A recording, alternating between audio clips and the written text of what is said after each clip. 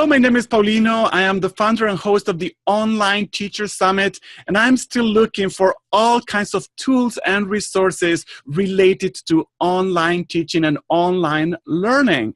And through a friend of mine, Noah Geisel, I learned a little bit about badges, but I found someone who knows a lot about them, and I want to ask him, what is this thing called badges? So, hello, Ben. How are you?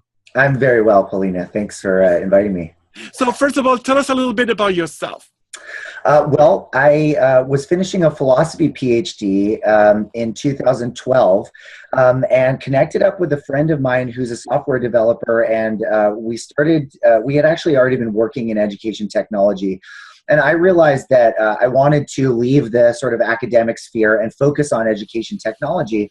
But a lot of the skills and talents I had weren't really expressed by just my degree, philosophy PhD.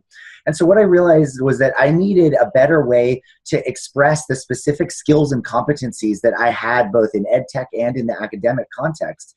And so as a result of that, basically, we sort of conceived of badges as a great way of expressing the specific skills and competencies that someone has when they go through any particular learning experience. So we built the platform basically in order to support students and teachers and also companies who are looking to hire people based on specific skills and competencies. Okay, well, that's a very interesting background combining philosophy, education, and technology. I'm very intrigued, and I'm also intrigued about the concept of badges because all I know is what I wear at a conference or the sticker they put on my clothes. So what is a badge? And you were just telling me that about different names that people use. Yeah, so sometimes people call them micro-credentials. Sometimes they'll just call them digital badges. Our software Badgelist is built on the Open Badges standard. So the Open Badges standard was launched in 2010 by the Mozilla Foundation. And the benefit of an open badge is that each open badge is associated with 6 metadata items that are actually baked into the badge image. So they become part of the digital object. So that contains really important information like who issued the badge, when it was issued, and most importantly from our perspective, what was the learning evidence that was offered in order to earn the badge. I see. And you work for Badgelist.com, correct? That's correct. I'm one of the founders of Badgelist. Perfect. So what is Badgelist.com? So Badgelist is a platform for building, hosting, and issuing open badges.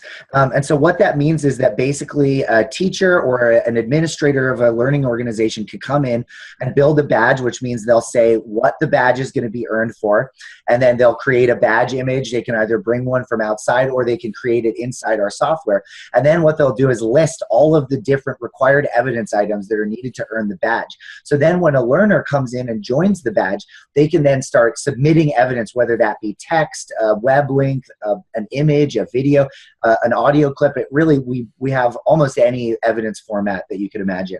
When a learner comes into the software, they can then look at all the required evidence that is necessary in order to earn the badge, and then click the submit evidence button, and then the administrator, the creator of the badge, will get an email saying this person is ready to have their evidence looked at.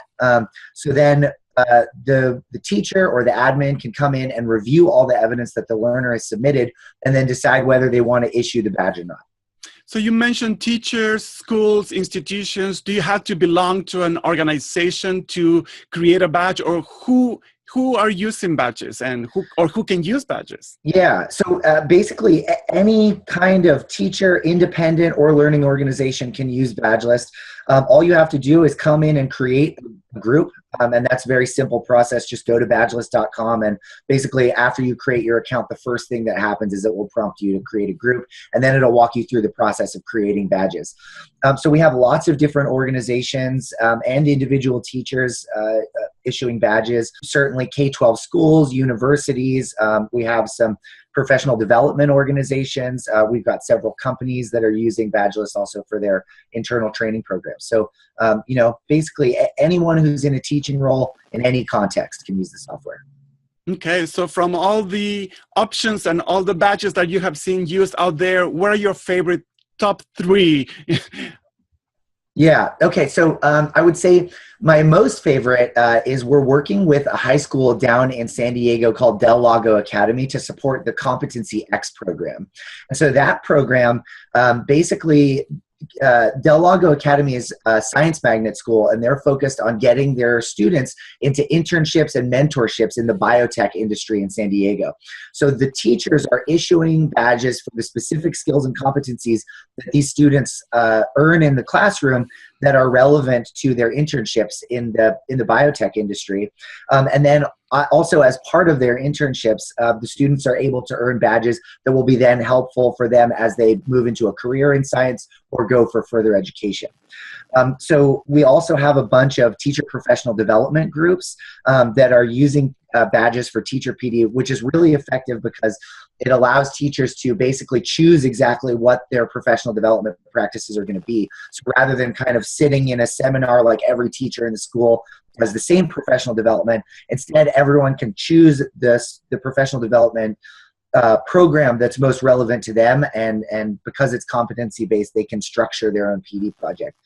The last one I'd like to mention is that we have an open science organization called Open Worm, which is collaboratively building a digital model of a worm so that scientists can actually test various interactions with this digital model so that we no longer have to use live subjects. So this is an open science group. Basically, anyone with a science background can come and join as long as they demonstrate their competency in particular areas. So they're using Badgelist to actually structure this open science project, which I think is a great option. Wow, that's fascinating. Once people earn their badges, what are some of the ways they're using to display it or show it to people? Yeah, so in Badgelist, we have a really simple process for sharing all of your badges on social media. So once you've earned a badge, you just click a button that says share this badge, and then it'll walk you through the process of sharing it to LinkedIn, Facebook, Twitter, a blog. You could put it in your email signature. It's really easy to do all that stuff. So wherever your sort of professional life lives and you want to demonstrate your particular credentials, you can put them on there. Perfect. So as I mentioned before, at the Online Teacher Summit, we focus more on, well, it's for all online language teachers, but we focus a little more on the independent language teacher working for themselves, not necessarily part of an organization. And I ask you if you have any ideas how independent online language teachers may use badges.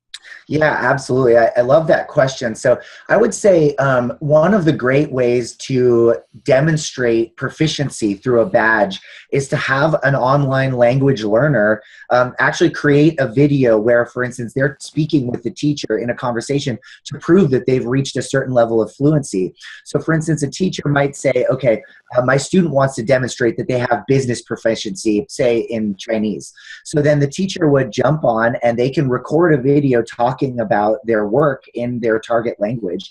And then that video will be uploaded as evidence for the badge. So if the teacher wants to say, okay, you've reached level 3 business proficiency in Mandarin, then they would create that badge and then they would offer the video as evidence. So then anyone who wanted to come and see, well, exactly how good is this person at speaking Mandarin, they could then follow the link associated with the badge and see this video and see exactly how good a Mandarin speaker their student is. Right. So it will be a video of the student demonstrating a certain skill that they have achieved, and that will be linked to the badge itself. Exactly. And all that evidence is hosted in Badgelist on the cloud. So basically now all this learning evidence would be available to anyone who wants to see it, whether it's the teacher, the learner, or someone who wants to look at the credential. Perfect. So if someone wants to learn more about badges and how they can use them, how they can reach you?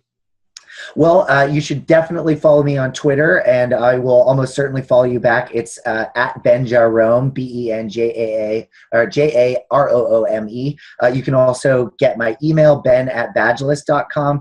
And also, once you've created a group inside Badgelist, you can find me on Intercom, which is a little box at the lower right of the screen. And that's how I do all my customer support inside Badgelist. So I'm usually very quick to respond through that. Great, and we'll have those links in the description of this video. Thank you so much, Ben, for your time, and I hope that we can use Badge in the future. Yeah, absolutely. It's great to be here, and please let me know if you have any questions. I'm always here to help. Thank you.